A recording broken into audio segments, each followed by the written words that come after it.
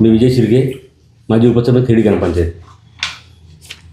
आज तुम्हाला बोलवायचं कारण म्हणजे 25 तारखेला आम्हाला थोडीशी माहिती मिळाली आहे की 3M पेपर मिल ही पंप टाकून नदीवरती पाणी उपसा करते आपल्या कंपनीसाठी.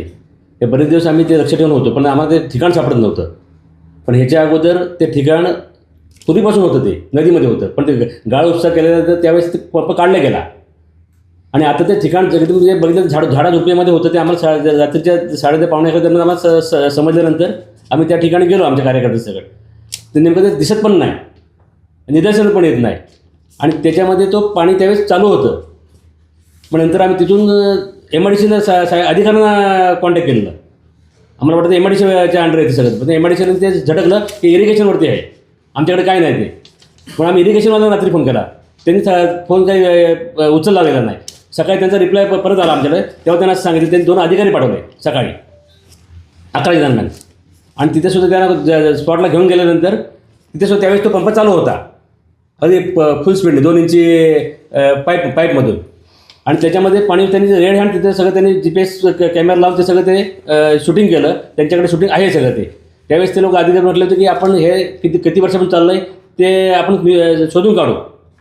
पण आम्ही म्हटलं ते शोधून काढाच तुम्ही, पण आमचं म्हणणं असं की तो पंप, ती पंपाची अवस्था, ते त्या पंपाला केलेलं ब्रॅकेट आणि जो पाईप, ते सगळं तुम्ही लॅबला द्या, टेस्टला द्या, पण तुम्हाला कळेल त्याच्यामध्ये की किती वर्षापासून चालू आहे ते. त्यावेळेस त्यांनी कबूल केलं होतं. पण आता काल आम्ही 12-13 दिवस ह्या गोष्टीपासून 26 तारखेपासून पंचनामा मागवतो. पंचनामा त्यांना आम्हाला काल दिला गेला. त्या पंचनामासुद्धा हा ठीक आहे, आमचं नाव ते आहे, पण त्याच्यामध्ये त्यांनी आम्ही सांगितलं पंप जप्त करा, पाईप जप्त करा, केबल जप्त करा, ते काही त्यांनी जप्त केलेलं नाही. त्याच वेळेस त्यांनी आम्हाला पत्र दिलं. त्याच्यामध्ये त्यांनी सांगितलं की पत्रामध्ये ही पहिलीच वेळ आहे, दुसऱ्या वेळेस तशी तक्रार आली म्हणजे आम्ही शोधत बसायचं, तिथं लक्ष ठेवून राहायचं. हे त्यांची काय कारवाई झाली ते आम्हाला पटलेलं नाही. आणि त्यांनी कारवाई केली 12 तासाची. 12 तासावरती त्यांनी रेशो वापरला आहे 7.25 लाख लिटर पाणी, 7.25 लाख लिटर पाणी 12 तासाला. 7.25 लाख लिटर पाणी वापरलं गेलं आहे. आणि 7.25 लिटर आमचं असं म्हणणं 12 तास तक्रार केल्यापासून पकडलं हे करेपर्यंत पंचनामा होईपर्यंत 12 तासामध्ये आम्ही मग आमचं म्हणणं आहे 12 तासाला 7.25 लाख लिटर पाणी वापरलं असेल तर मग असं 8 ते 10 वर्षात आम्ही 8 ते 10 वर्ष पाणी वापरता येते, पण ते कबूल करत नाहीत. आणि आमचं ठाम म्हणणं आहे. आणि तेच पाणीसुद्धा आम्ही ग्रामपंचायतमध्ये स्वतः मी सदस्य होतो 2 ते 4 टर्म, पण तिथे गावाला ते पाणी ग्रामपंचायतमध्ये आमच्या स्टेनरला, जो ग्रामपंचायतची स्टेनर आहे जॅकवेल, त्या स्टेनरला पाणी येत नाही. आम्हाला तिथले सदस्य असतात, सरपंच असतात, उपसरपंच, सगळ्यांना तिथं अक्षरशः मनस्ताप होतो. आणि त्याचं पाणी जे आहे तिथे पाणीसुद्धा तिथं एकदम म्हणजे गडू मचूर पाणी असतं, सगळं बाद झालेलं पाणी असतं. त्याचीसुद्धा तक्रार वारंवार आमच्या तिथं ग्रामस्थांची येते. हेच पाणी वापरतात आणि तेच पाणी ते नदीला सोडतं परत.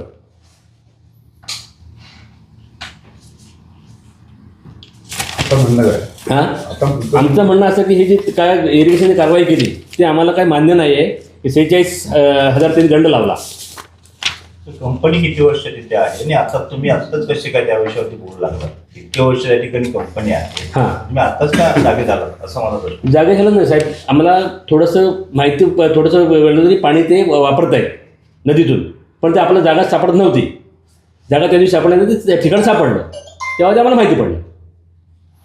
मुळात म्हणजे कसं आहे की तुम्ही माहिती जी आता विचारताय तर पूर्वी काय होत होतं की या कंपनीने आतून पाईपलाईन ही मूळ मुख्य नदीच्या मेन ठिकाणी नेऊन सोडली होती. आणि ज्या वेळेला जलसंपदाचा आपण गाळ उपसाचा जेव्हा प्रोग्राम चालू झाला त्या गाळ उपसाच्या प्रोग्राममध्ये ही पाईपलाईन आणि हे पंप हा दिसून येईल, त्यामुळे त्यांनी तो पंप काढला. आणि तो पंप काढलेला पुन्हा त्यांनी नदीपात्राच्या बरोबर टोकाजवळ एका झाडी झुडपामध्ये ठेवला. या अगोदर सुद्धा गेले 8 ते 10 वर्ष हे पाणी चोरलं जात होतं, पण ते मूळ नदीपात्रात असल्यामुळे मध्यभागी ते कोणाच्या लक्षात येत नव्हतं. आत्ताच्या परिस्थितीमध्ये तो पंप ज्या वेळेला नदीपात्राच्या शेजारी झाडी झुडपात ठेवला गेला त्यामुळे तो पंप दिसण्यात आला. दिसून ज्या वेळेला जलसंपदा अधिकाऱ्यांना बोलवण्यात आलो, त्याचा पंचनामा करा म्हणलो, त्यांनी त्याचे फोटो काढलेले आहेत, आपल्याकडे सुद्धा काही फोटो काढलेले किंवा व्हिडिओ आहेत, पण त्या लोकांनी त्या माध्यमातून ती प्रक्रिया केलेली नाही. मी जी अपेक्षित होती. यांनी काय केले, थातूर मातूर कारवाई केली. 12 दिवस आम्ही याचा पाठपुरावा करतोय. 12 दिवसामध्ये त्यांनी समजून गेले की हे आमचा पिछा सोडत नाही आहेत. स्वतः अधिकारी सुद्धा वर्ग गेले 12 दिवस कार्यालयीन त्यांच्या कामकाजामध्ये जागेवर बसलेले नाही आहेत. ते आम्ही इकडे आहोत, आम्ही तिकडे आहोत, फोन केला तर उचलायचं नाही, अशी विधानं वारंवार करून 12 दिवसानंतर जेव्हा आम्ही कार्यकारी अभियंता सरगर यांच्याशी जेव्हा संपर्क साधला त्यावेळेला त्यांनी असं उत्तर दिलं की म्हटलं साहेब, अधिकारी पळून उपयोगाचं काही नाही, त्यांना एक ना एक दिवस आमच्यासमोर येऊन चर्चा करावी लागेल. मग काल जेव्हा चर्चा झाली तेव्हा चर्चेतनं त्यांनी स्वतः आधीच आम्हाला ती कारवाई करून सांगितली की 46,000 रुपये आम्ही दंड आकारणी आमच्या कायद्यानुसार म्हणजे आमच्या जलसंपदा ॲक्टनुसार आम्ही ती त्यांच्यावर कारवाई केली. मग त्यांना विचारलं एक दिवसाचीच का, तर त्यांच्याकडे उत्तर नाही की आम्ही पहिलीच ही गोष्ट आहे म्हणजे पहिली चोरी ही त्यांना समज देऊन फक्त तात्पुरती थातूरमातूर कारवाई केलेली आहे. अशा पद्धतीचं उत्तर स्पष्टपणे त्यांनी आम्हाला दिलं. म्हणजे याचा अर्थ अधिकारी म्हणजे जलसंपदा अधिकारी आणि पेपर मिल या दोघांचं काहीतरी संगनमत होतं. या संगनमतानं ही कारवाई झाली. म्हणजे आम्ही तुम्हाला मारल्यासारखं करा, तुम्ही रडल्यासारखं करा, म्हणजे लोकांची दिशाभूल करण्याचं काम हे दोन्ही प्रशासकीय अधिकारी आणि कंपनीचे अधिकारी असं मिळून करतात. म्हणजे यांचं दोघांचं काहीतरी साठालोटा आहे का हा संशय आमच्या जनतेच्या मनात आहे. म्हणून आम्ही हे उघड करण्यासाठी आज हे तुमच्यासमोर आम्ही वक्तव्य करत आहोत. खेर्डीमध्ये एवढे राजकीय पदाधिकारी दारी सगळे लोकप्रतिनिधी त्यांची कॉन्ट्रॅक्ट त्या कंपनीत आहे असं असतं आणि पूर्ण सर्व सुरक्षा कवच अक्षरशः खेर्डीवाल्यांचं त्या कंपनीला असताना ही चोरी कशी काय एवढं प्रामुख्याने कसं आहे, खेर्डीचे जे आता तुम्ही म्हणता राजकीय अधिकारी म्हणजे पुढारी जे आहेत जे याच्यामध्ये काम करतायत, व्यवसाय चालतो, त्या कंपनीबद्दल काही चर्चा करायची नाही. भले ग्रामस्थांचं नुकसान होऊ देत, घरी पाण्याचा दूषित परिणाम होऊ देत, पण तिथं गावाविषयी काय आवाज उठवायचा नाही. म्हणजे लोक मेली तरी चालतील पण माझं एकट्याचं पोट भरतंय काय असं जर कोण लोकप्रतिनिधी तिथं काम करत असेल तर आम्ही खेर्डीवासी आहे त्याचा जाहीर निषेध करतो. आणि आजही तुम्हाला याच्या पुढे सांगतो की त्यांना सुद्धा चाप बसेल या गोष्टीवरून. म्हणून आम्ही याचा परिपूर्ण पाठपुरावा करणार आणि या खेर्डीतल्या अशा पुढाऱ्यांना सुद्धा त्यांना आम्ही त्यांची जागा वेळोवेळी दाखवली आणि याच्या पुढेही दाखवणार. आता हा मुद्दा झाला पाणी उचलण्याचा, पण तुम्ही कधी बघितलं का 3M पेपरचं सांडपाणी कुठं सोडलं जातं? आत्ताच्या परिस्थितीत सांडपाणी सुद्धा हे नदीपात्रातच सोडलं जाते. त्याच्यावर पण कधी कुठे आवाज नाही आला खेड्यात? मी तेच म्हणतो आता तेच सांडपाणीचा नुसता विषय नाही आहे, सांडपाण्याचाच नुसता विषय नाही आहे. त्याचबरोबर दुसरा विषय आहे कोळशाचा सुद्धा त्यांनी वीज प्रकल्प काढलाय, त्याची जी ॲश उडते ते ॲश सुद्धा नदीपात्रातच जाते. म्हणजे पर्यावरणाच्या विषयानं आणि त्याच्यात महत्वाची गोष्ट म्हणजे जिथं ती आमच्या खेर्डीचं पंप हाऊस आहे म्हणजे ग्रामपंचायतीचं जे पाणी खेचलं जातं ते आमच्या चिपळूण महानगरपालिकेचं पंप हाऊस आहे. म्हणजे पूर्ण शहराला सुद्धा आपण दूषित पाणी देतोय का? मग हे लोकप्रतिनिधी स्वतःला लोकप्रतिनिधी म्हणतायत ते जनतेच्या हितासाठी आहेत की स्वतःच्या स्वार्थासाठी आहेत याचा पण विचार होणं गरजेचं आहे. मध्यंतरी उमेश खतातने ब्ल्यूप्रिंट सादर केली होती, त्याच्यामध्ये हा कुठे मुद्दा उपस्थित नव्हता ना? ब्लूप्रिंटमध्ये स्वच्छ पाण्याचा मुद्दा उमेशजींनी घेतला होता. दूषित पाण्यामध्ये कुठे 3M पेपर मिलचा मुद्दा जेव्हा ते मध्ये होते ना ब्ल्यूप्रिंट सादर केली त्यामध्ये कुठे उपस्थित नव्हता. त्यावर बोलतो मी. मुळात पहिली गोष्ट म्हणजे माझी ब्लूप्रिंट ही विकासाची होती. चोरीचा विषय चोरी करणार आहेत किंवा चोरी करणार नाहीत ठीक आहे, उमेश खताला काही स्वप्न पडलं नव्हतं पहिली गोष्ट म्हणजे. आणि माझा मुद्दा तिथे एकच होता की स्थानिकांना रोजगार मिळाला पाहिजे. आणि आमची जी कंपनी आहे ज्या वेळेला मला वाटतं विजय शिर्केनी ज्या वेळेला तिथं सकाळी अधिकाऱ्यांना घेऊन त्या स्पॉटवर जेव्हा विजय शिर्के आमचे पोचले, त्यांचं नशीब चांगलं आहे की त्या दिवशी रात्री मी तिथं नव्हतो. जर मी त्या दिवशी रात्री तिथं उपस्थित असतो तर त्याच दिवशी तिथं भांडाफोड करून सगळ्या पत्रकारांना बोलून त्याच दिवशी हा विषय आपण वाजवला असता, बाहेर काढला असता. पण त्या दिवशी मी नव्हतो. निसारभाई आमचे म्हटले की तुझ्या ब्ल्यूप्रिंटमध्ये हा विषय नव्हता. तो ब्ल्यूप्रिंटला काय चोरीचा विषय मांडायला मी काय लोकप्रतिनिधी हा काय चोरीचा विषय मांडायचा नाही आहे. परंतु ज्यावेळेला विजय शिर्के आमचे तिथं पोहोचले त्यावेळेला तिथं त्यांच्या असं निदर्शनात आलं की तिथं इलेक्ट्रिशियनवाला केरळाचा होता, दुसरा इलेक्ट्रिशियनवाला हा पश्चिम बंगालचा होता, तिथं दुसरा अजून एक ऑपरेटर होता तो मला वाटतं युपीचा होता. जर इतकं जर बाहेरचे जर आमचे तिथे जर कंपनीतले जर तिथे येत असतील तर ह्याच्यापेक्षा मोठं दुर्दैव नाही. आणि माझ्या ब्ल्यूप्रिंटमध्ये विषय होता की स्थानिकांना पहिलं तिथं रोजगार दिला जाईल. आज जर आपण तिथं पाहिलं तर जवळजवळ 80 ते 85% हे बाहेरचे तिथं कामगार राहिलेले आहेत आणि आमचे तर फक्त 15% आहेत. त्यामुळे हा मुद्दा निश्चितच चुकीचा आहे निसर्गभाई तुमचा. केला की त्या ठिकाणी राजकीय नेते आहेत, मोठे मोठे राजकीय नेते प्रिपिंटचा विषय आला होता. राजेंद्र शिंदे मुद्दा उपस्थित केला होता की राजकीय नेत्याकडे असून सुद्धा ठेकेदारी आहे किंवा युनियन जे आहे त्या पद्धतीने विषय होता, त्याच्यावरती बोला. बोलला ना, सांगितलं. मागाशी अधिकाऱ्याने आम्हाला सांगितलं की 1 दिवसासाठी हा पंप तिथे टाकला गेला होता. तुम्हाला मी हा पंपाचा फोटो देखील देणार आहोत आणि त्या पाईपची परिस्थिती जर आपण बघितलीत आणि या पंपाची जर तुम्ही परिस्थिती बघितलीत तर कुठल्याही अँगलने हा वाटत नाही की हा 1 दिवसाचा पंप आहे. ज्यावेळेला मला वाटलं तिथले जे मॅनेजर आहेत स्वामी त्यांनी ज्यावेळेला आमच्या विजय शिर्केंचा कॉन्टॅक्ट केला त्यांना असं सांगितलं गेलं की मला वाटतं आम्ही हा पंप का टाकलेला होता की ती आग हे मला वाटतं राख आहे ती विझवण्यासाठी आम्ही घेतलो होतो. झालं 60,000 लिटर पाणी तुम्ही राख विझवायला घेता आणि ते 60,000 लिटर पाणी गेलं कुठं? आग लागली तर पाहिजे ना राग.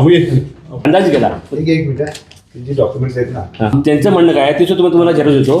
त्यांनी सांगितलं की इरिगेशनवाल्यांनी त्यांच्याकडे परिमाण मागितलं कंपनीकडे की तुम्ही महिन्याला किती पाणी वापरता, दिवसाला किती पाणी वापरता. MRDCकडे मागितलं, ते सगळे लेखी आपल्याकडे आहे, त्यांचे पत्रव्यवहार आहेत, त्यांचे पण पत्रव्यवहार आहेत.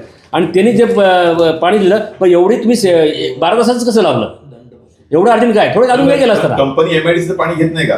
कंपनी MRDCचं पाणी घेते, त्याचा परिणाम त्यांनी मागितलं किती वापरता पाणी तुम्ही. कंपनीकडे मागितलं आणि MRDCकडे मागितलं, ऐकलं काय.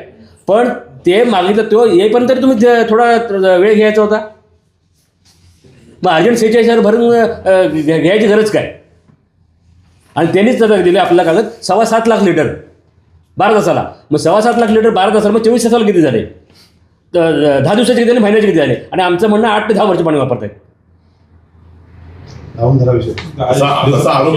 आरोप तुम्ही जरा जर तुम्ही साहेब तुम्ही जर साहेब जर आला तिथे जागेवरती ती रशी एक दिवसात टाकले, ती 24,000 टाकले, तो पंपाचं ब्रॅकेट ते अधिकाऱ्यांनी तिथे कबूल केलं. तो पण व्हिडिओ आहे सगळे आपल्याकडे. त्यांनी सांगितलं की ही नाही, हे आताचं नाही, याला बरेच दिवस झाले, बरेच महिने झाले, बरेच वर्ष झाले. तिथे कबूल करतायत जलसंपदावाले, पण इथे कबूल करत नाहीत. ते कारवाई करताना मात्र त्यांनी 12 तासाची केली. वस्तुस्थिती मान्य आहे, मात्र कारवाई चोरी झालेली त्यांना मी कालच्या व्हिडिओमध्ये पण आम्ही त्यांना विचारलं, साहेब तुम्हाला चोरी पाण्याची केलेली मान्य आहे का. तर त्यांनी म्हटलं आम्हाला मान्य आहे. फक्त त्यांनी कारवाई करताना ते काय म्हणतायत की आम्ही प्रथमदर्शनी समज देऊन कारवाई केली. म्हणजे पहिल्याच चोरी करणाऱ्याला सांगायचं की बाबा रे पुढच्या वेळेला ही चोरी करायची नाही, करताना आम्हाला सांग. अशाच पद्धतीची ती कारवाई झाल्यासारखं आहे. म्हणजे काय जोक काय, आम्ही महसूल शासनाचा वाढावा या भूमिकेतनं आम्ही भूमिका म्हणतोय खेर्डीतले नागरिक म्हणून. पण यांनी महसूल शासनाचा स्वतःहूनच बुडवायचं ठरवलं जो अधिकाऱ्यांनी. तर मग हा प्रकार काय म्हणजे तुम्ही कोणासाठी काम करताय, तुम्ही कंपनी प्रशासनासाठी काम करताय, शासनासाठी काम करताय, की तुमचं दोघांचं संगनमत आहे कंपनी प्रशासन आणि जलसंपदा अधिकारी म्हणून तुम्ही मिळून हा पाणी चोरीचं स्वतःच्या खिशात म्हणजे भ्रष्टाचारात स्वतःचे काहीतरी खिशे भरायलाच तुम्ही हे त्यांना पुढे ढकललेलं आहे. मान्य केलं पाहिजे त्यांनी. ऐका ना, आता त्यांनी 46,000ची कारवाई केली, म्हणजे ते एका दिवसाचं म्हटलं का 12 तासाचा उपसा झाला त्यापुढे केले. आता ती कारवाई एका बाजूनं पूर्ण झाली, त्या पुढे तुम्ही आता तुमचा स्टँड काय राहणार. ही कारवाई केलेली आम्हाला मान्य नाही. बरोबर. आणि जर ही कारवाई अशी म्हणजे ही तातूरमातूर कारवाई म्हणजे म्हणतात ना, मगाशी मी बोललो की आपण ज्या दिवशी हे घडलं आमच्या विजय शिर्केने ज्यावेळी पकडलं त्याच वेळेला जो काय कंपनीचा जो मॅनेजर आहे त्यांनी मला वाटतं आमच्या विजय बाबूंना कॉल केला नाही सोबतचे बाबू कॉल झाला त्यांना. आणि ज्या पद्धतीने त्या मॅनेजरनी भाषाशैली वापरली आमच्या स्थानिकांबद्दल आमच्या गाववाल्यांबद्दल की अशी भाषाशैली तिथं वापरली गेली की 10-15 हजार रुपये त्याला तुम्हाला देतो तुम्ही मॅनेज व्हा म्हणून. ही जर ह्या स्वामीला जर मस्ती असेल काही वर्षापूर्वी पण हा स्वामी जो आल्यापासूनच्या सगळ्या गोष्टी इथं घडत आहेत. जी आयरेरावी आहे त्याची जी भाषाशैली आहे स्थानिकांना ज्या पद्धतीने तो बोलतोय ह्या पद्धतीने ही भाषाशैली वापरल्यानंतर देखील त्याचं असं म्हणणं होतं की आम्हाला कोणी काही करू शकत नाही, आमचं काही होऊ शकत नाही, तुम्हाला जे काय करायचं ते करा, आमचं कोणी वाकडं करू शकत नाही. हे विजय शिर्केंच्यावर जो बोलणं झालं त्यांचं. आणि जर अशी भाषाशैली असेल तर निश्चितच आम्हाला संशय येतोय की कुठेतरी साठवलोट सुरू आहे अधिकाऱ्यांबरोबर कंपनीचं आणि कंपनी हे अधिकारी कुठेतरी मॅनेज झालेले आहेत. अधिकारीच कशाला अधिकारी बाजूला फक्त राजकीय पुढारी सुद्धा आहेत ना जे तिथं स्थानिक कॉन्ट्रॅक्ट घेणार आहे. काय म्हटलं तुम्हाला त्या कंपनीला जे सुरक्षा कवच आहे त्यानुसार ते तुम्हाला सगळ्यांना फट्या मारल्यासारखं सगळ्यांना. बेशक बरोबर आहे. आणि तुम्ही मगाशी म्हटलं तुम्ही येऊन पाहणी करा.